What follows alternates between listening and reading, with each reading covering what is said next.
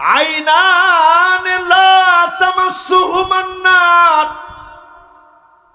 দুইটা চোখ আল্লাহর কাছে বড় দামি হয়ে যাবে।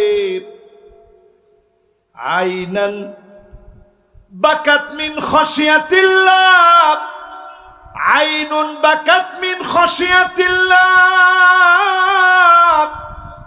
যেই চোখ আল্লাহর জন্য কাঁদবে, চোখের পানিগুলো গড়িয়ে গড়িয়ে পড়বে। আমার নবী তাহাজ্জুদের সময় যখন উঠতেন, আম্মা জানা আয়েশা বলেন, আজিজুন কাজিজিল মিরজাল, ফুটন্ত পানিগুলা টকবক করে ফুটলে যেভাবে গড়গড় করে আওয়াজ হয়, নবীজির ভিতর থেকে এভাবে গড়গড় গড়গড় করে আওয়াজ বের হতো। আমি আয়েশা নবীজির জবানের সামনে আমার কানটা নিয়ে যেতাম, নবী কি বলে বলে এত কান্দে। আমি যখন নবীজির জবানের সামনে কান নিয়ে যেতাম, আমি শুনতাম অন্য কোনো কিছু বলে নবী কান্দে না, নবী আল্লাহর কাছে কান্দে আর বারবার বলে, আল্লাহুম্মা উম্মতি, আল্লাহুম্মা উম্মতি, আল্লাহ আমার উম্মত, আল্লাহ আমার উম্মত বলে নবীজি কান্দে। জীবনে কোনদিন যেই নবী আপনারে দেখে নাই, সেই নবী আল্লাহর কাছে কেমন পরিমাণ আমাদের কথা বলতো। সাহাবীদের সামনে নবীজি একদিন বয়ান করতেছে, আমি যেমন এখন আপনাদের সামনে কথা বলতেছি, নবীজি কত দামি মজলিসে সাহাবাই কেরামের সামনে বয়ান করতেছেন। ওই জায়গায় নবীজি বলেন, ওয়াদিতু লাউ রাআইনা ইখওয়ানানা, আমার মন বড় চায় এক নজর যদি আমার ভাইগুলাকে দেখতে পেতাম। সাহাবীরা প্রশ্ন করছে, নবী আমরা কি আপনার ভাই নই? যেই সাহাবীরা নবীর জন্য জীবন দিতে পারে, একটা সেকেন্ড দেরি করে না, কলিজা কেটে দিতে পারে নবীজির জন্য, সেই সাহাবীরা কয়, নবী আমরা কি আপনার ভাই না? নবীজি বলেন, না তোমরা আমার ভাই না, আমার ভাই হবে তারা মান আমানা বি ওয়া লাম ইয়ারানি, জীবনে কোনদিন যারা আমারে দেখে নাই, না দেখে যারা ঈমান আনবে তারা হবে আমার ভাই, যারা অনেক পরে আসবে। আজকের মাহফিলে মিলায় নেন, আপনি নবীর ভাই, নবীজি বলেছে আপনি নবীর ভাই। স্বাভাবিক আমরা মাহফিল করতে আসলে সবাই আমাদেরকে হুজুর বলে, দুই একজন যদি কেউ ভাই বলেও ফেলে, কর্তৃপক্ষের লোকের এরকম বড় বড় চোখ করে তাকায়, কিরে এত বড় বক্তা ঢাকা থেকে আনছি, ভাই বললেন কেন? অথচ নবীজি আমাদেরকে পরিচয় দিচ্ছে, নবী আমাদের ভাই। জোরে করে আল্লাহু আকবার। একেবারে সহিহ হাদিসের বক্তব্য, নবীজি বলতেছে, আমি যদি আমার ভাইগুলারে দেখতে পেতাম। বলেন তো ভাই বলে নবীজি কাদের কথা বলে? জান্নাতের ভিতরে নবীজি ঢুকবে, ডাক দিয়ে বলবে, আল্লাহ হাত্তা তাদখুলা উম্মতি, অন্য কোন নবীর উম্মত আগে যেন জান্নাতে যেতে না পারে, আগে যেন আমার গুনাহগার উম্মত গুলা আগে আসে, এরপরে অন্য সব নবীর উম্মতরা আসবে। আল্লাহর জান্নাতের ভিতরে 120টা কাতার হবে, 80 মিন উম্মতি, আমার নবীর উম্মতি আল্লাহর জান্নাতের ৮০ কাতার যিনি পূর্ণ করে দিবেন তিনি কে? ৮টা কাজ যদি আজকে নিজেকে নিজের আমলের ভিতরে বসায় নিয়ে মাহফিল থেকে উঠেন, একদিকে মাহফিল আসছিলেন, জান্নাত পাওয়ার প্রত্যাশায় এসেছিলেন, ৮টা কাজ যদি শিখে যেতে পারেন, মুত্তাকি বানায়া জাহান্নামের আগুন যিনি হারাম বানায়া দিবেন তিনি কি? ১ নম্বরে লাগবে প্রিয় ভাইরা আমার, মান ক্বালা লা ইলাহা ইল্লাল্লাহ খালিসান মিন কলবিহি আও নাফসিহি, মন থেকে যদি কালেমা পড়তে পারেন, কালেমার জন্য পরীক্ষা আসবে, পরীক্ষা দেওয়া লাগবে। এই কালেমার জন্য পরীক্ষা দিয়েছেন, মন থেকে কালেমা পড়েছেন, এমন লোকদেরকে ডেকে ডেকে যিনি জাহান্নামের আগুন হারাম বানায় জান্নাতি বানায় দিবেন তিনি কি? ৮টার প্রথমটা হচ্ছে মন থেকে কালেমা পড়া লাগবে। জোরে বলেন, কালেমা পড়বেন কেমনে? সবাই বলেন কেমনে? মন থেকে কালেমার দৃষ্টান্ত নেন। হারাম বিন মিলহান নামক সাহাবী নবীজি দাওয়াত দিয়ে পাঠালেন, কাফেরের কাছে গিয়ে দাওয়াত দিলেন, আসলিম তাসলাম, ইসলাম গ্রহণ করো শান্তি পাবা। আচ্ছা, কথাটার ভিতরে দোষের কিছু আছে? এই ১০০%-এর ভিতরে ৩ জন কোন দিকে? মাশাআল্লাহ, একজন বলছে হুজুর ১ নম্বরের দিকে যাওয়ার একটা সম্ভাবনা আছে ইনশাআল্লাহ। এই জন্য আমি বেশি রাত্রে বাবা বসাটা আমার অভ্যাস বিরোধী। ইনশাআল্লাহ এটা প্রত্যেক বছরই বলি যে হার্ড হবে বিষয়টাতে। তো আগে তো অনেকের ক্ষমতার কারণে পারি নাই, এখন তো ক্ষমতা আমাদের হাতে ইনশাআল্লাহ। কয় না? এরপর এই বিষয়ে চরম হার্ড হতে হবে। মাহফিল এত রাত্রের কাজ না, মাহফিল হতে হবে ব্রেনটা যখন একেবারে পরিষ্কার থাকে তখন আপনি গুনে গুনে মুখস্থ করে নেবেন হুজুর কি ওয়াজ করলো। আর যদি এরকম গভীর রাত করে মাহফিল করেন তাহলে শুধু হুজুরের চিল্লাইতে হবে, তো আপনি নিবেনটা কি? তাহলে ১ নম্বরে বলেন, জাহান্নাম হারাম করতে হলে কালেমা লাগবে মন থেকে। জোরে কোন কোত্থেকে? হারাম বিন মিলহান তিনি দাঁত নিয়ে গেলেন, কাফেরকে বললেন আসলিম তাসলাম, ইসলাম গ্রহণ করো শান্তি পাবা। দাওয়াত দেওয়া মাত্র তরবারি বের করে ফেলেছে, হারাম বিন মিলহানের মাথার মধ্যে তরবারি দিয়ে আঘাত করে ফেলেছে। বিভক্ত মাথা থেকে অজর দ্বারা রক্ত ঝরছে, খণ্ড বিখণ্ড হয়ে গেছে মাথা। হারাম বিন মিলহান সমস্ত শক্তি দিয়ে আল্লাহকে ডাক দিয়ে সেই মুহূর্তে বললেন, ফুস্তু রব্বিল কাবা, ও কাবার মালিক, একটা মুহূর্তের জন্য দুশ্চিন্তা নাই। আজকে আমাকে আমার কাছে মনে হচ্ছে রাসূলুল্লাহর দাওয়াত দিতে এসে, কোরআন সুন্নাহর দাওয়াত দিতে এসে আমি হারাম বিন মিলহান বিজয় হয়ে গেলাম। রক্ত জরাকে বিজয় মনে করেছে। আজকে আমরা দেখেছি নোয়াখালীতে যারা রক্ত জড়িয়েছে, এই রক্তকে আমরা বিজয় মনে করি, ঠিক কিনা বলেন? তার মানে বোঝা যায় কালেমার জন্য এমন পরীক্ষা যুগে যুগে আসবে। এই পরীক্ষায় যারা টিকে থাকবে তাদেরকে আল্লাহ পাক দুনিয়া আখিরাতে বিজয় দান করবেন, ঠিক কিনা বলেন? ২ নম্বরে আসেন প্রিয় ভাইরা আমার, আল্লাহর হাবিব জানায়া দিলেন, 5 ওয়াক্ত নামাজ পড়েন সুন্দর করে ওযু বানায়া, হারামাহুল্লাহু আলাইহিন নার, যিনি জাহান্নামের আগুন হারাম বানায়া দিবেন তিনি কি?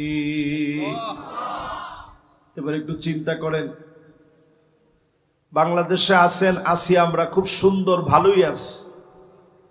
ফিলিস্তিনের দিকে তাকান, যুদ্ধবিরতি তারা বারবার, একবার দুইবার না 15 বার যুদ্ধবিরতি হয়েছে। যুদ্ধবিরতি হয়, কয়েকদিন পরে আবার মুসলমানদেরকে মারে। মুসলমান নতুন করে কিছু বাড়িটা ঠিক করে তুলে আবার তারা বোমা মেরে মুসলমানের সেই বাড়ি ধ্বংস করে। যেই জায়গায় বোমা দিয়ে ধ্বংস করা হচ্ছে, আকরু দারিল মুমিনিন, মুমিনদের এই ঘরগুলা নতুন করে তৈরি হবে, মুমিনরা সুসংগঠিত হবে। এই ফিলিস্তিনকে মুমিনদের চির আবাসস্থল যিনি বানায় দিবেন তিনি কি? একটা মোড় ঘুরতেছে, এই যে সিরিয়ার বিজয় একটা মোড় ঘুরছে, বাংলাদেশে 5ই আগস্টের যে বিজয় নতুন একটা মোড় ঘুরাই দিছে। দেখেন, বাংলাদেশের অল্প পরেই ডিসেম্বরের 8 তারিখে বিজয় হয়েছে সিরিয়ায়, নতুন আরেকটা মোড় তৈরি হয়েছে পৃথিবীতে। সারা দুনিয়ার ভিতরে এখন একটা বিজয় বিজয় টানটান অবস্থা দেখবেন। এর ধারাবাহিকতায় যিনি মুসলমানদেরকে বিজয় দিবেন তিনি কি? এই জন্য মুসলমান নামাজের দিকে আসেন। এই জমিনে 91% বলা হয়, আপনি ধরে নেন 90% মুসলমান। এটা আমরা ছোটবেলায় শুনতাম 95%, কিন্তু হঠাৎ করে কেমনে যেন কমে গেল এই বিগত 16 বছরে। মুখে মুখে বলতে বলতে বলতে বলতে এটা কমে গেছে। এখন খাতা পত্র বইপত্র সব জায়গায় দেখানো হয় যে মুসলমান 91%, কখনো বলে 90%, কখনো বলে 92%। মানে আমাদের কোনো মূল্য নাই। যদি আজকে এই মাহফিল থেকে একটু সিদ্ধান্ত নিয়ে চিন্তা করেন, আজ থেকে 1500 বছর আগে এই পৃথিবীতে মাত্র মানুষ ছিল 2.5 মিলিয়ন। 2.5 মিলিয়নে কত হয়? মাশাআল্লাহ, কে বলছে দেখি? এই একটা লোক মাশাআল্লাহ হিসাবে পাকা, মাশাআল্লাহ, তো মাহফিলের কর্তৃপক্ষ, মাশাআল্লাহ, এই লোকটা হিসাবে পাকা। মাত্র মানুষ ছিল 1450 বছর আগে এই পৃথিবীতে মানুষ ছিল 25 লক্ষ। 1450 বছর আগে কোনো হিসাব কেউ করতে পারে নাই। হিসাব করছে মাত্র 1000 বছর আগে, ধারণা করে বলছে যে তাইলে ওই সময় আরো কিছু ছিল। সব মিলায়া পৃথিবীর জনসংখ্যা এই সময়ে ছিল মাত্র 2.5 মিলিয়ন। আর এখন পৃথিবীর জনসংখ্যা প্রায় 900 কোটির কাছাকাছি, প্রায় 200 কোটি পৃথিবীতে মুসলমান। 2 কোটি মুসলমান আজকের রাত্রিতেও জুলুমের শিকার হচ্ছে। 20 কোটি মুসলমানের ঘরের ভিতরে খাবার নাই, শরণার্থী হয়ে গেছে। দিগন্তে প্রান্তে প্রান্তে মুসলমান ক্ষুধার যন্ত্রণায় তাহি ত্রাহি করছে। মাজলুমদের কান্নায় আকাশ বাতাস প্রকম্পিত হচ্ছে। এরপরে ওই স্বাধীন ভূখণ্ড বাংলাদেশে বসে আপনি যদি নামাজ না পড়েন, আল্লাহর কসম একটা কদম জবাব দিতে পারবেন না। যিনি পুরাপুরি জবাব নিবেন তিনি কে?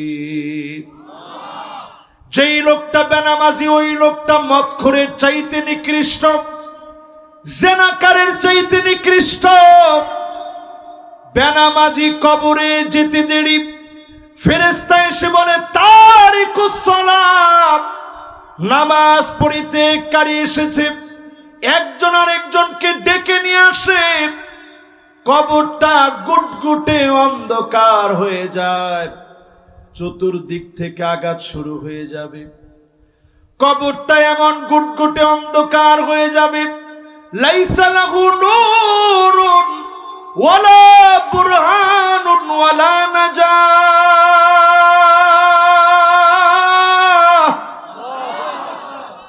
গুটগুটে অন্ধকার কবরের ভিতরে, আপনার বিপক্ষে নামাজ সেদিন দাঁড়ায় যাবে। ওয়াকানা মাআ ফিরআউনা ওয়া হামানা ওয়া কারুন ওয়া উবাই বিন খালাফ। দাগি দাগি আসামি ফেরাউন, কারুন, হামান, উবাই বিন খালাফের সঙ্গী হবেন। যিনি চতুর্দিক থেকে পাকড়াও করাবেন তিনি কে? লাম নাকু মিনাল মুসাল্লিন। জাহান্নামে যাওয়ার অনন্য কারণ হবে দুনিয়ার জীবনে নামাজি ছিলেন না। আল্লাহর হাবিব বলে গেলেন, আমার উম্মতের ভিতরে এমন একদল উম্মত আসবে, হাত্তা তুত্তাখাযাল মাসাজিদু তুরুকা। মসজিদের সামনে দিয়ে হেঁটে হেঁটে চলে যাবে, নামাজের জন্য যাবে না।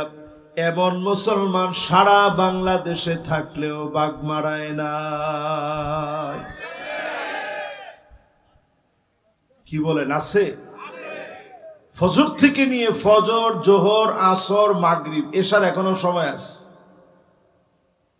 আচ্ছা ধরেন এই যে ফজর, জোহর, আসর, মাগরিব এবং এশা, এই 5 ওয়াক্ত নামাজ কেউ হাত উঠায়েন না। 5 ওয়াক্ত নামাজ পড়ছেন এরকম মুসলমানের সংখ্যা যদি আপনি পার্সেন্টেজ দাঁড় করান, 100 জনের মধ্যে কয়জন হবে?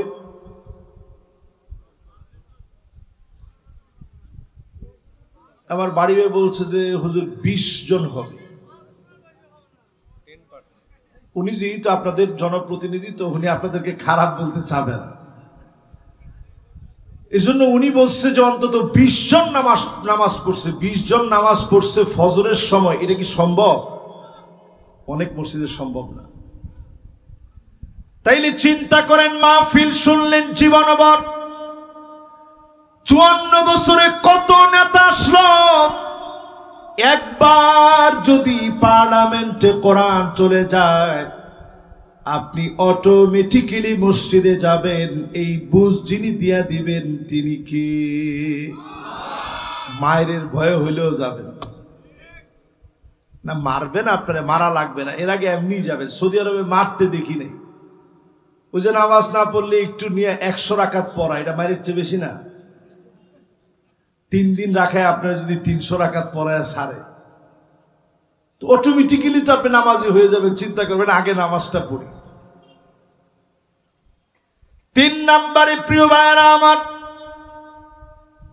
যতজন আজকের মাহফিলে বসলেন, মান ইকবাররাত কদমাহু ফি সাবিলিল্লাহ,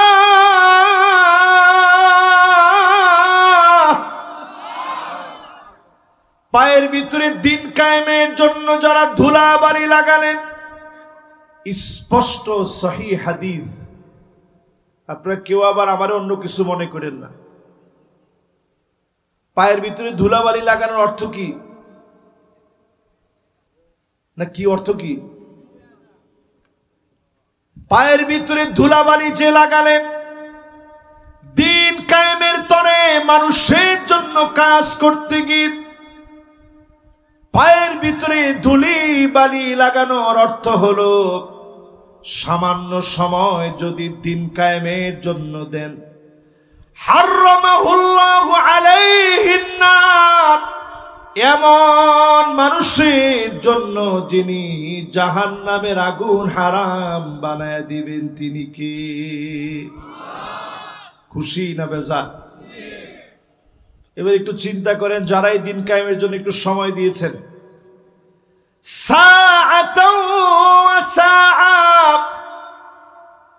সামান্য সময় দিন কায়েমের জন্য দিলেন, দিনের প্রয়োজনে আপনার নিজের আখিরাতের জন্য সামান্য সময় যারা দিলেন, হতে পারে যিনি মাফ করে জান্নাতি বানায় দিবেন তিনি কে? তাহলে জান্নাতের টিকিট বিক্রি হচ্ছে তো কোরআন হাদিস থেকে। এবার 4 নম্বরে আসেন প্রিয় ভাইরা আমার, মান শাবা শাইবাতান ফিল ইসলাম। আপনার চুল পেকে গেছে দিনের কাজ করতে করতে, আপনি চিন্তা করেন কি হাদিস রাসূল বলে গেছে। এই যে আমার পাশে যিনি বসা আছে, উনি যদি দিনের এই পথে না আসতো এখন একেবারে দেখতেন, আরে কথা কয় না, উনি হয়তো ক্লিন শেভ থাকতেন, ফেসের অনেক যত্ন নিতেন, স্কিনের ব্যাপারে অনেক সজাগ থাকতেন। আপনি দেখলে মনে করতেন আসলে জোয়ান লোক তো, কিন্তু এখন দেখছেন এই যে লাল হয়ে গেছে, তার মানে পাকছে, উনি মেহেদি দিয়েছেন, ঠিক কিনা বলেন? এবার হাদিস দিয়ে মিলাম, মান শাবা শাইবাতান ফিল ইসলাম, দ্বীনের জন্য, ইসলামের জন্য আপনি যদি দাড়িগুলো পাকিয়ে ফেলেন, আমার প্রিয় আল্লামা দেলোয়ার হোসেন সাইদি রহমাতুল্লাহ আলাইহি হার্টের ভিতরে 5টা রিং লাগিয়েছে। জীবনের শেষ মুহূর্তের দিকে তাকায় দেখেন দুজনের কাঁধে ভর দিয়ে তিনি নেমেছেন, কিন্তু তারপরও একটা হাসি দিয়েছেন। তিনি বোঝায় দিয়ে গেছেন, জালেম যতই জুলুম তোমরা করো না কেন, মাজলুমের হাসি তোমরা কেড়ে নিতে পারবে না। হাসি দিয়ে গেছেন, বুঝাই দিছেন জালেমের কাছে কখনো মাজলুমের মাথা নত হয় না, ঠিক কিনা বলেন? এখন চিন্তা করেন যারা দিনের জন্য কষ্ট করেন, দুনিয়া অর্জনের জন্য কষ্ট করলেন, দিন কায়েমের জন্য যতটুকুন কষ্ট করলেন, এতটুকুনকে যিনি দামি বানায়া জাহান্নামের আগুন হারাম বানায়া দিবেন তিনি কে? বলেন তো কয় নাম্বার শেষ? 4। এই 4টা কি আপনারা বলতে পারবেন? একটু দেখি তো 1 নাম্বারটা কি মনে আছে? লিল্লাহে তাকবীর।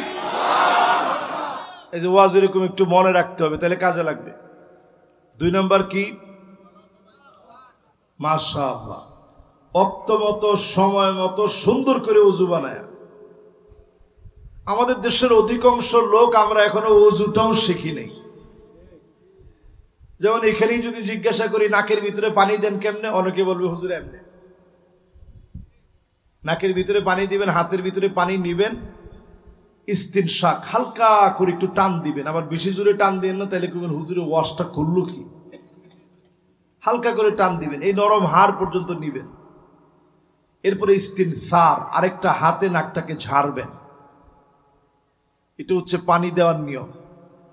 হাত এটা ধৌত করবেন 3 বার, এটা ধৌত করবেন 3 বার। আমরা কলের নিচে পানি অটোমেটিক পেয়ে যেভাবে ধুইতে থাকি, পা 3 বার ধৌত করা লাগে, এটা অনেকে জানি না। এই সুন্দর করে ওযু বানায় নামাজ পড়বে। 3 নাম্বারটা কি? মাশাআল্লাহ, দিন কায়েমের পথে পায়ের ভিতরে ধুলা লাগানো। যেখানে প্রয়োজন ধুলা লাগাবেন, যেখানে প্রয়োজন আপনি রক্ত দিবেন, দিনের জন্য জীবন বাজি রেখে আল্লাহর জমিনে দিন কায়েমের চেষ্টা করা লাগবে, ঠিক কিনা বলে? 4 নাম্বারটা জানি কি? দিনের জন্য চুল পেকে গেছে, দাড়ি পেকে গেছে, এটা দ্বারা বুঝাইছে দিনের জন্য কষ্ট করবে। এরপরে আমার ভাইয়েরা 5 নাম্বারে, আইনান লা তামাসসুহুমান নার, 2টা চোখ আল্লাহর কাছে বড় দামি হয়ে যাবে। আইনান বাকাত মিন খাশিয়াতিল্লাহ, আইনুন বাকাত মিন খাশিয়াতিল্লাহ, যেই চোখ আল্লাহর জন্য কাঁদবে, চোখের পানিগুলো গড়িয়ে গড়িয়ে পড়বে। আমার নবী তাহাজ্জুদের সময় যখন উঠতেন, আম্মা জানা আয়েশা বলেন, আজিজুন কাজিজিল মিরজাল, ফুটন্ত পানিগুলা টকবক করে ফুটলে যেভাবে গড়গড় করে আওয়াজ হয়, নবীজির ভিতর থেকে এভাবে গড়গড় গড়গড় করে আওয়াজ বের হতো। আমি আয়েশা নবীজির জবানের সামনে আমার কানটা নিয়ে যেতাম, নবী কি বলে বলে এত কান্দে। আমি যখন নবীজির জবানের সামনে কান নিয়ে যেতাম, আমি শুনতাম অন্য কোনো কিছু বলে নবী কান্দে না। নবী আল্লাহর কাছে কান্দে আর বারবার বলে, আল্লাহুম্মা উম্মতি, আল্লাহুম্মা উম্মতি, আল্লাহ আমার উম্মত, আল্লাহ আমার উম্মত বলে নবীজি কান্দে। জীবনে কোনদিন যেই নবী আপনারে দেখে নাই, সেই নবী আল্লাহর কাছে কেমন পরিমাণ আমাদের কথা বলতো। সাহাবীদের সামনে নবীজি একদিন বয়ান করতেছে, আমি যেমন এখন আপনাদের সামনে কথা বলতেছি, নবীজি কত দামি মজলিসে সাহাবাই কেরামের সামনে বয়ান করতেছেন। ওই জায়গায় নবীজি বলেন, ওয়াদিতু লাউ রাআইনা ইখওয়ানানা, আমার মন বড় চায় এক নজর যদি আমার ভাইগুলাকে দেখতে পেতাম। সাহাবীরা প্রশ্ন করছে, নবী আমরা কি আপনার ভাই নই? যেই সাহাবীরা নবীর জন্য জীবন দিতে পারে, একটা সেকেন্ড দেরি করে না, কলিজা কেটে দিতে পারে নবীজির জন্য, সেই সাহাবীরা কয়, নবী আমরা কি আপনার ভাই না? নবীজি বলেন, না তোমরা আমার ভাই না, আমার ভাই হবে তারা মান আমানা বি ওয়া লাম ইয়ারানি, জীবনে কোনদিন যারা আমারে দেখে নাই, না দেখে যারা ঈমান আনবে তারা হবে আমার ভাই, যারা অনেক পরে আসবে। আজকের মাহফিলে মিলায় নেন, আপনি নবীর ভাই, নবীজি বলেছে আপনি নবীর ভাই। স্বাভাবিক আমরা মাহফিল করতে আসলে সবাই আমাদেরকে হুজুর বলে,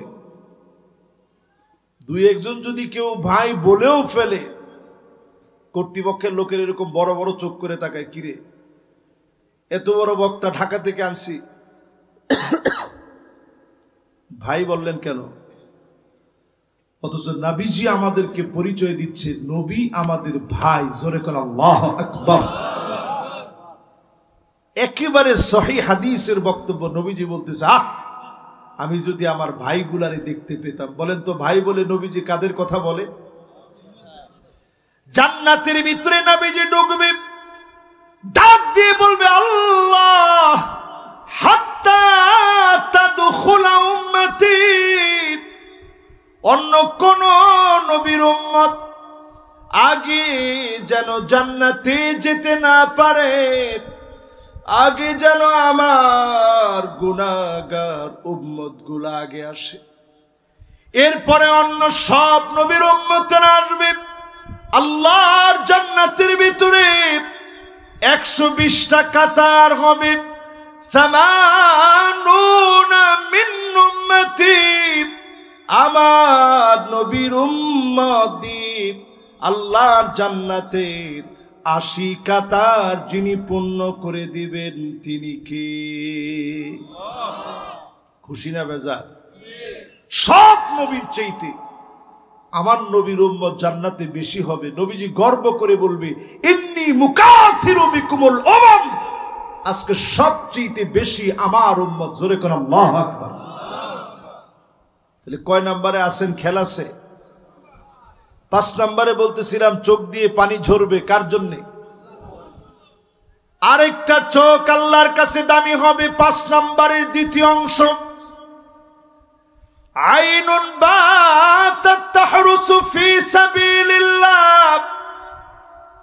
যেই চোখ আল্লাহর জমিন পাহারা দিবে, যেই চোখ জমিনের মানুষের নিরাপত্তা দিবে, যারা তাহাজ্জুদের সময়ে উঠেন মানুষের জন্য, যারা নিরাপত্তার চাদর বেষ্টিত করে দেওয়ার জন্য মালিকের কাছে বলেন, এমন গোলামেরা মালিকের কাছে দামি। আমার পুলিশ, আমার র্যাব, আমার সেনাবাহিনী, বর্ডার গার্ড, আনসার সহ এই মানুষগুলা যদি জনতার পক্ষে কাজ করে, তাদের চোখগুলো আল্লাহর কাছে দামি হয়ে যাবে। ঠিক কিনা বলেন? আর যদি জনগণের বিপক্ষে যায়, 5 তারিখের জন্য সবচেয়ে বড় নমুনা। কি অবস্থা হয়েছিল খেলাছে আপনাদের? প্রত্যেকটা থানাকে মানুষ মনে করেছিল এক একটা ফুটবল খেলার মাঠ, যে যেখান থেকে পেয়েছে ওইখান থেকে লাথি মেরে নিজের স্বাদ আস্বাদন করেছে। ঠিক কিনা বলে? তার মানে বোঝা যায় এই চোখগুলারে কাজে লাগানো দরকার। দুনিয়াতে বেশি দিন সময় মুসলমানদের বাকি নাই, আমার হাতেও সময় তেমন বাকি নাই। এই তো আমার আর কিছুক্ষণ সময়, 10-15 মিনিট আছেন আপনারা, না চলে যাবেন? কে কে চলে যাবেন টান টান করে হাতগুলা উঠান। মাশাআল্লাহ, এখন আর কোনো ভুল হয় না, আলহামদুলিল্লাহ। তাহলে আমরা কয় নম্বরে জানি? আসি 5 নম্বর শেষ। এবার 6 নম্বরে আমরা প্রবেশ করব। 6 নম্বরে প্রিয় ভাইরা আমার, মান দাফানা সালাসা মিনাল ওয়ালাদ হারামাহুল্লাহু আলাইহিন নার। যে আল্লাহর বান্দার তিনজন সন্তান শহীদ হয়ে গেছে, দুনিয়া থেকে চলে গেছে, বাপ বুকের ভিতরে পাথর নিয়ে সহ্য করেছে, ধৈর্য ধারণ করেছে, এমন বাপ আর মায়ের জন্য যিনি জাহান্নামের আগুন হারাম বানায় দিবেন, তিনি কে? আমাদের দেশে এরকম ঘটনা ঘটছে না ভাই? সাতক্ষীরার দিকে তাকায় দেখেন, এক পরিবারের 3 জন শহীদ হয়েছে, এরকম বহু পরিবার আছে। শুধু সাতক্ষীরা বলবো কেন, বাংলাদেশের বহু জায়গায়, রাজশাহীতে এরকম আছে না? একাধিক আছে। তার মানে বোঝা যায় একটা সন্তানও যার চলে গেছে, আল্লাহর কাছে যদি ধৈর্য ধরে, হতে পারে এটার কারণে যিনি নাজাত দিয়ে দিবেন তিনি কে? এরপরে প্রিয় ভাইয়েরা আমার, ফিলিস্তিনের দিকে একটু আবার নজর দেন। এমনও বাপ দেখছি 3 জন সন্তান মারা গেছে, চকলেট বিতরণ করতেছে। এই হাদিসটার আমল করতে গিয়ে চকলেট বিতরণ করতেছে, আল্লাহ আমার 3টা সন্তান আপনার পথে শহীদ হয়ে গেছে। আয় আল্লাহ, আমার কোনো অভিযোগ নাই, আমার কোনো কথা নাই, বাপ সন্তানদের জন্য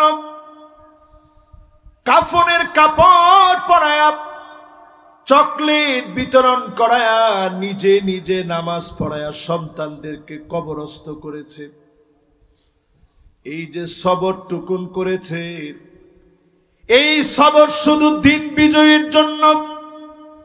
স্বৈরাচারী জালেম ইসলাম বিদ্বেষী ইহুদিদের বিরুদ্ধে লড়াই, এমন অবস্থা আসবে প্রত্যেকটা বালিকণা পর্যন্ত বলবে, ওরাই ইহুদি, আমার পিছনে ইহুদি লুকায় আছে, তার গর্দানটা উড়ে দাও, এক কূপে গর্দান উড়ে দেওয়া হবে। ঠিক কিনা বলেন? ইনশাআল্লাহ সময় আসতেছে। রাসূল হাদিসের ভিতরে একটা গাছের কথা বলে গেছেন, গারকাদ। গুগলে আজকে গিয়ে সার্চ করে দেখবেন, সবচেয়ে বেশি গারকাদ গাছ লাগানো হয়েছে ইসরায়েলে। কারণ তারা বিশ্বাস করে আমার রাসূল যা বলেছেন এটা কখনো মিথ্যা হবে না। জোরে করে আল্লাহু আকবার। প্রিয় ভাইয়েরা আমার, এরপরে ৭ম নম্বরে আসেন। কত নম্বর? আমরা কি পর্যন্ত ৬ নম্বর পর্যন্ত আলোচনা করছি, আপনাদের সবার মনে আছে? এবার ৭ম নম্বরে চলে। ৪০টা দিন যদি আপনি নিয়ত করেন তাকবীরে উলার সঙ্গে নামাজ পড়বেন, হারামাহুল্লাহু আলাইহিন নার, এমন গোলামের জন্য জাহান্নামের আগুন যিনি হারাম বানায় দিবেন তিনি কে? ৪০ দিন। অনেকে তো এক চিল্লায় যায়।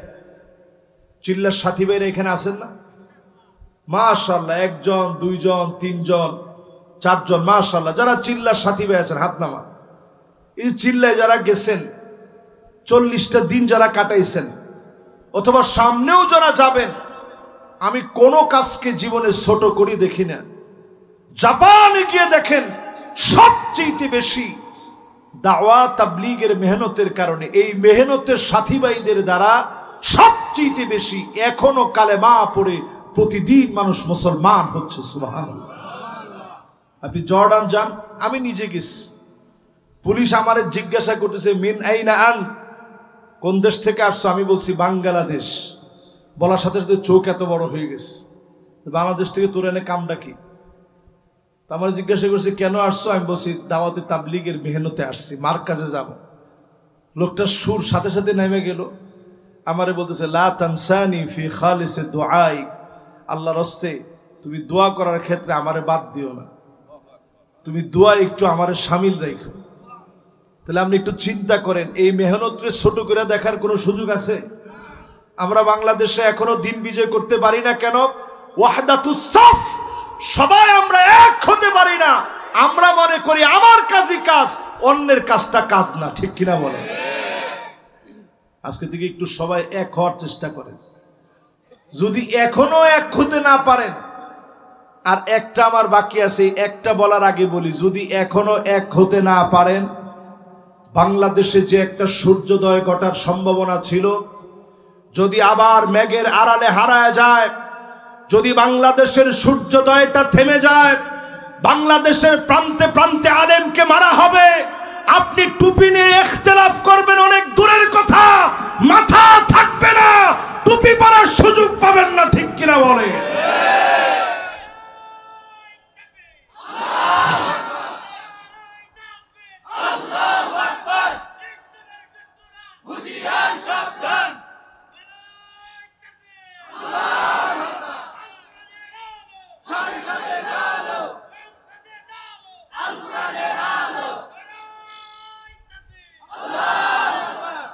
মাশাআল্লাহ, ডাইরেক্ট সংসদ পর্যন্ত গেছেন তো, আলহামদুলিল্লাহ।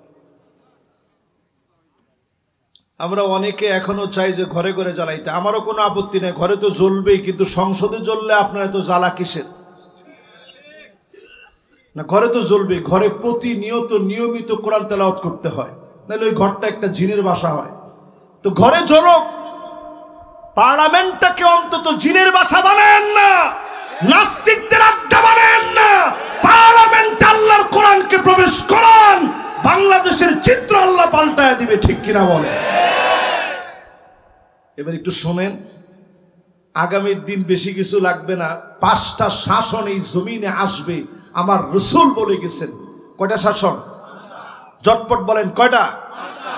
1 নাম্বার, তাকুনু ফীকুম আন-নবুওয়াত, নবুয়তের শাসন আসবে। আমার নবী শাসন করে গেছেন, আর কোন নবী কিংবা রাসূল আসবে না। তাহলে প্রথমটা শেষ, বাকি আর কয়টা শাসন? সুম্মা তাকুনু খিলাফাতান আলা মিনহাজিন নবুওয়া, খুলাফায়ে রাশিদিনদের শাসন 32 বছর 6 মাস এই শাসন চলবে। নবীজি বলে গেছেন, পুরাপুরি মিলস। হাসান রাদিয়াল্লাহু তাআলা আনহু পর্যন্ত 32 বছর 6 মাস। অন্য হাদিসের ভিতরে নবীজি 29 বছরের কথা বলে গেছেন।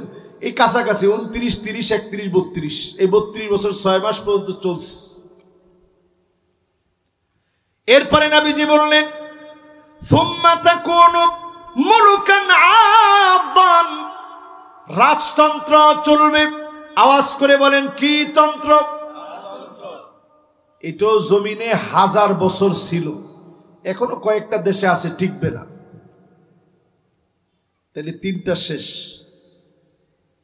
এরপরে আল্লাহর হাবিব 4 নম্বরে বলেন সুম্মা তাকুনু মুলকান জাবরিয়া, স্বৈরাচারীরা আসবে, দিনের পর দিন আলেমদেরকে জুলুম করবে, কোরআন সুন্নাহর কাজে বারবার তারা বাধা দিবে। ঠিক কিনা বলেন?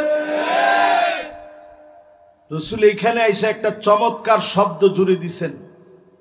আল্লাহর হাবিব বলছেন সুম্মা ইয়ারফাউহা আল্লাহ, এরপরে স্বৈরাচারীদেরকে আল্লাহ টেনে হিচড়ে উঠায় নেবেন। আল্লাহ যেদিন সবলে উঠায় নেয়, গরম ভাত থেকে যায়, জালেমরা খেয়ে যেতে পারে না। তার মানে বোঝা যায় আল্লাহ উঠায় নিলে প্রশাসন থাকবে, বাহিনী থাকবে, কর্মী থাকবে, দল থাকবে, অনুসারী থাকবে, পালায়া যাওয়ার সময় তখন কেউ পায় না। ঠিক কিনা বলে?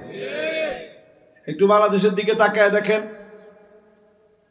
বাংলাদেশের বেগম খালেদা জিয়া থেকে শুরু করে, লুৎফুজ্জামান বাবর সাহেব থেকে শুরু করে বহু নেতা যারা জেলে ছিল অথবা দেশে ছিল, যারা দেশ ছেড়ে যায় নাই, মতিউর রহমান নিজামী তিনি যে দেশ ছাড়েন নাই, গোলাম আজম সাহেব দেশ ছাড়েন নাই, কাদের মোল্লা দেশ ছাড়েন নাই, আলী হাসান মুজাহিদ দেশ ছাড়েন নাই, কামারুজ্জামান দেশ ছাড়ে নাই, যারা দেশ জাতির নেতা তারা জুলুম নির্যাতন সহ্য করে দেশ ছেড়ে যায় না।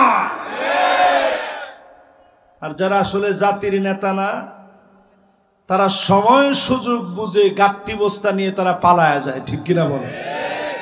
তাহলে 4 শাসন পুরোপুরি দেখা শেষ, বাকি আছে কয়টা? আল্লাহর হাবিব শেষে এসে বললেন সুম্মা তাকুনু খিলাফাতান আলা মিনহাজি নবুওয়াতি, আবার কোরআন সুন্নাহ দিয়ে রাষ্ট্র চলবে।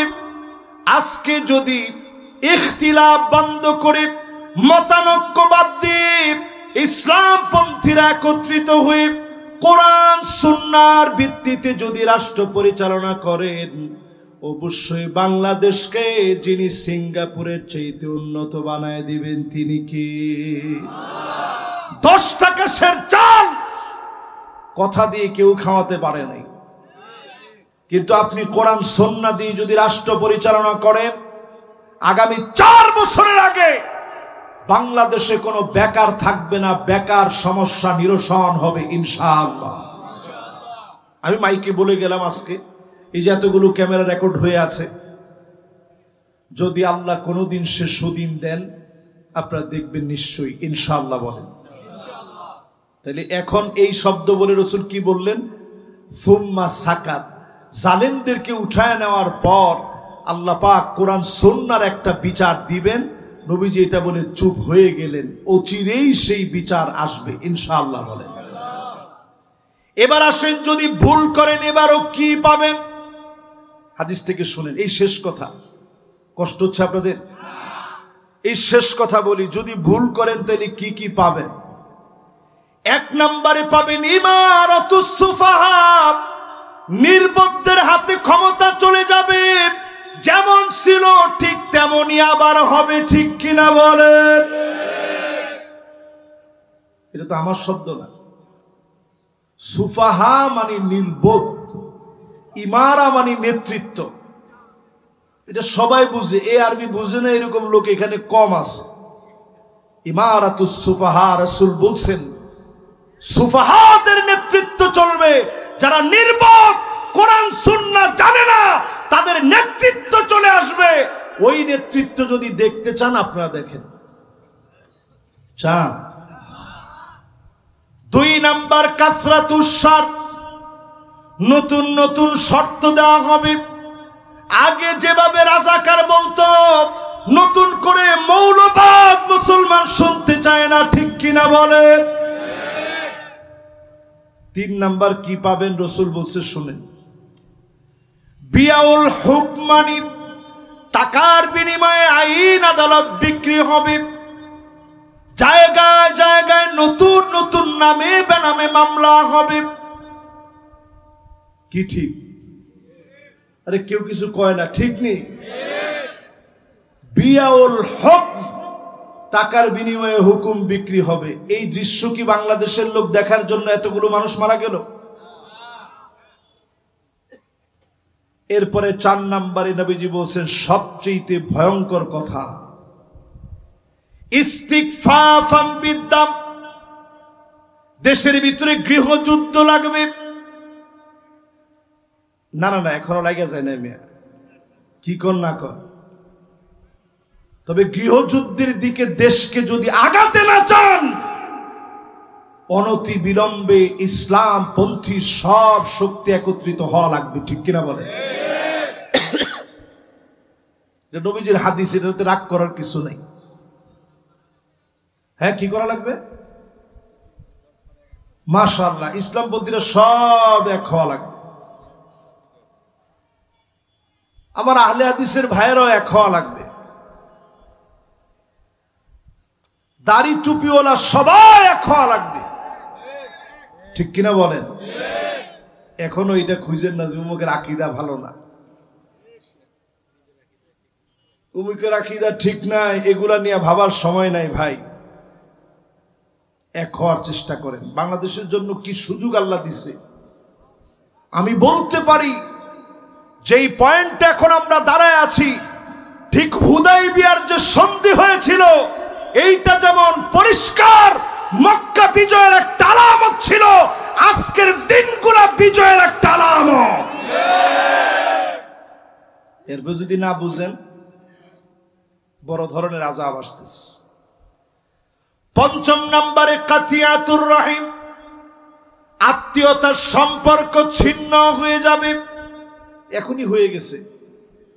ভাই ভাইরা এখন মারতেছে, তুই ওই দলের ছিলি, বহুত জ্বালাইছস, ঠিক কিনা? 6 নম্বরে নবীজি বললেন আকাল্লুহুম ফিকহান, নির্বোধ ব্যক্তিদেরকে ক্ষমতা দেওয়া হবে, যাদেরকে আপনারা জ্ঞানী মনে করে ক্ষমতা দিবেন। আমি এই জায়গাটা বলতে চাই নাই, কিন্তু রাসূল হাদিসের মধ্যে যেহেতু বলছে, আপনি একটু মিলায়া দেখেন, যাদেরকে এত বুঝে আমরা ক্ষমতায় বসালাম, এই অন্তর্বর্তীকালীন সরকারের সময়ে তারা এমন কিছু কিছু কাজ করেছে, যে কাজগুলোর কারণে মানুষের কাছে চরমভাবে সমাদৃত না হয়ে ঘৃণার পাত্র হয়েছে, ঠিক কিনা বলে?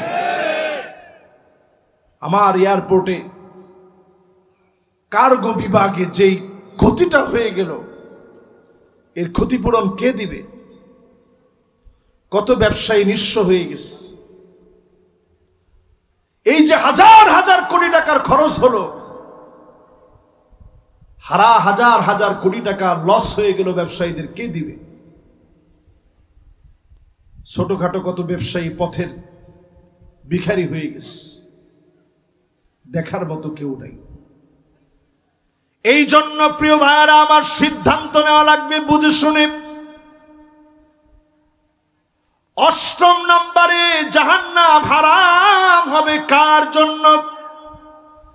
আল্লাহর হাবিব বলেন আইওয়াফিকাহু বিআমালিন সালিহিন ক্বাবলা মাউতিহি, আপনার মওতের আগে ভালো কাজ করে যদি মারা যেতে পারেন, হারামাহুল্লাহু আলাইহিন নার, ভালো কাজ করতে করতে মরলেন, কালেমা পড়তে পড়তে মরলেন, নামাজরত অবস্থায় মরলেন, দিনের দাওয়াত দিতে বের হলেন, এমন অবস্থায় যদি মারা যান, ডেকে ডেকে যিনি মাফ করে দিবেন তিনি কে? এরপরে শুধু একটা পুরস্কারের কথা বলে আপনাদের ছুটি, আমারও ছুটি, ঢাকার দিকে যাব, ছোট্ট একটা পুরস্কার নিয়ে যান। পুরস্কার হলো এই, সেদিন আল্লাহ নিজে একটা সালাম দিবেন, সালামুন কওলাম মির রাব্বির রহিম।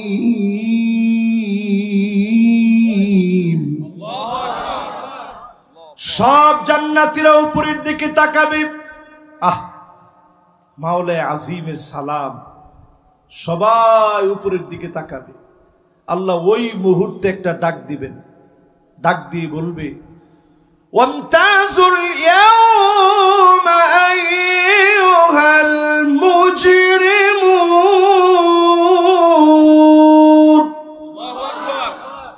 সব মুজরিমরা আজকে পৃথক হয়ে যাও, অপরাধীরা সব দূর হয়ে যাও, তোমাদের সঙ্গে আমার আর কোনো খায় খাতির নাই, সব খাতির হবে আমার জান্নাতীদের সাথে। জোরে করে আল্লাহু আকবার। এবার আল্লাহ ডাক দিয়ে বলবে, ইবাদি হাল আনতুম রাদিন আন্নি, আমার উপরে কি তোমরা খুশি? জান্নাতীরা কেঁদে ফেলবে, আল্লাহ কদ গফারতা যুনুবানা ওয়াসাতারতা উয়ুবানা وأدخلتنا الجنة وأعتقتنا من النار।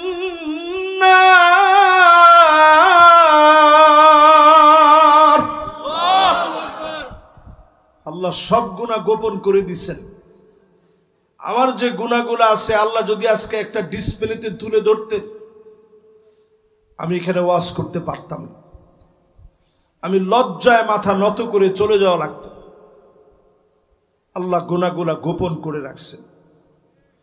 সেদিন জান্নাতীরা বলবে, আল্লাহ গুনাহগুলা গোপন করে রাখলেন, গুনাহগুলা মাফ করে দিলেন, জাহান্নামের আগুন হারাম বানায়া দিলেন, জান্নাতের মালিক বানায়া দিলেন। আল্লাহ আমরা খুশি। আল্লাহ বলবে, ইবাদি সালুনি উতিকুম, আমার কাছে একটু চাও, আমি আল্লাহ তোমাকে একটু দিতে চাই। সব জান্নাতীরা বেহুশের মতো হয়ে যাবে। আল্লাহ কি চাবো আপনার কাছে, সব তো দিছেন। আদম আলাইহিস সালাম বলবে, চলো আমরা বলি, আল্লাহ কোনদিন রাগ করে জান্নাত থেকে বের করে দিয়েন না। সব লোকেরা বলবে, আল্লাহ রাগ করে বের করে দিয়েন না। আল্লাহ বলবে, উহিল্লু আলাইকুম রিদওয়ানি ফালা আসখাতু আলাইকুম বাদাহু আবাদা। যাও যাও, আমি আল্লাহ খুশি হয়ে গেলাম, কোন দিনের জন্য আমার জান্নাত থেকে তোমাদেরকে বের করে দিব না। এবার আল্লাহ আবার ডাক দিবে, ইবাদি হাল আনতুম রাদিন আন্নি, আমার উপরে কি তোরা খুশি? বলবে, আল্লাহ খুশি না হই কেমনে, সব দিছেন। এবার আল্লাহ বলবে, সালুনি উতিকুম, চাও, আমি আল্লাহ তোমাদেরকে কিছু দিতে চাই। জোরে কোন আল্লাহু আকবার। আল্লাহ কি নিব, সব তো দিছেন। নবী মুসা আলাইহিস সালাম সেদিন বলবে, জান্নাতীরা চলো, আজকে আমরা সবাই মিলে আল্লাহরে বলি, তুর পাহাড়ে কত বলছি, এক নজর আল্লাহ আপনারে দেখতে চাই, এক নজর দেখতে পারি নাই, আজকে সবাই মিলে বলবো, আল্লাহ এক নজর হলেও আপনারে দেখতে চাই। জোরে কোন আল্লাহু আকবার। আমরা আল্লাহরে দেখতে চাই না ভাই? জোরে একটা ডাক দিয়া বলেন তো, আল্লাহু আকবার। সেদিন সব লোকেরা বলবে, আল্লাহ এক নজর আপনারে দেখতে চাই, দুনিয়ায় কত কষ্ট করলাম, যন্ত্রণা সহ্য করলাম, আল্লাহ কত দুঃখ যন্ত্রণা কষ্ট সব মেনে নিলাম, এক নজর আপনারে দেখি নাই। মালিক আজকে এক নজর দেখতে চাই। যখন ফরিয়াদ করবে আল্লাহ পাক পর্দাগুলো সরিয়ে দিবে, আর সেই মুহূর্তে ফায়ানজুরু ইলা ওয়াজহিহিম, এক নজরে আল্লাহ পাক সেদিন গোলামদের দিকে তাকায় থাকবে। ওয়ায়ানজুরুনা ইলা ওয়াজহিহি, আর গোলামেরা সেদিন এক নজরে মালিকের দিকে তাকায় থাকবে। যুগের পর যুগ চলে যাবে। ও আমার প্রাণ প্রিয় বাগমারার ভাইয়েরা, দুইটা চোখকে হেফাজত করে চলেন। খারাপ কোনো ভিডিও দেখবেন না যুবকেরা। বারবার মনে করবেন এই দুইটা চোখ দিয়ে আমি আমার আল্লাহকে দেখব, এই দুইটা চোখ আল্লাহর কাছে বড় দামি বানাবো, এই দুইটা চোখ দিয়ে আমি আমার মালিক আল্লাহকে দেখব, মালিকের দিকে তাকায় থাকবো। আল্লাহ যদি নিয়ম করে দিতেন এই পরিমাণ খারাপ ভিডিও দেখলে তোর চোখটা অন্ধ হয়ে যাবে, আমার মনে হয় শেষ জমানার এই সময়ে হাজার হাজার না, লক্ষ লক্ষ না, কোটি কোটি, বিলিয়ন বিলিয়ন মানুষের এই জমিনের ভিতরে চোখগুলো অন্ধ হয়ে যেত। একমাত্র যিনি দয়া করে দেখতে দিয়েছেন তিনি কে? সেদিন এক নজরে গোলামরা আল্লাহর দিকে তাকায় থাকবে। যুগের পর যুগ, কালের পর কাল যখন চলে যাবে, আল্লাহ একটা ডাক দিবে, ওয়ালাদাইনা মাজিদ। গোলাম, আরো অনেক নিয়ামত সামনে আস, যাও আর উপভোগ করো শুধু আল্লাহর নিয়ামত আর নিয়ামত। আজকের এই আয়াতের ভিতরে যতটুকু আমরা বললাম, বোঝা যায় কি কাজ করলে আল্লাহর জান্নাত পাওয়া যাবে, ঠিক কিনা বলেন?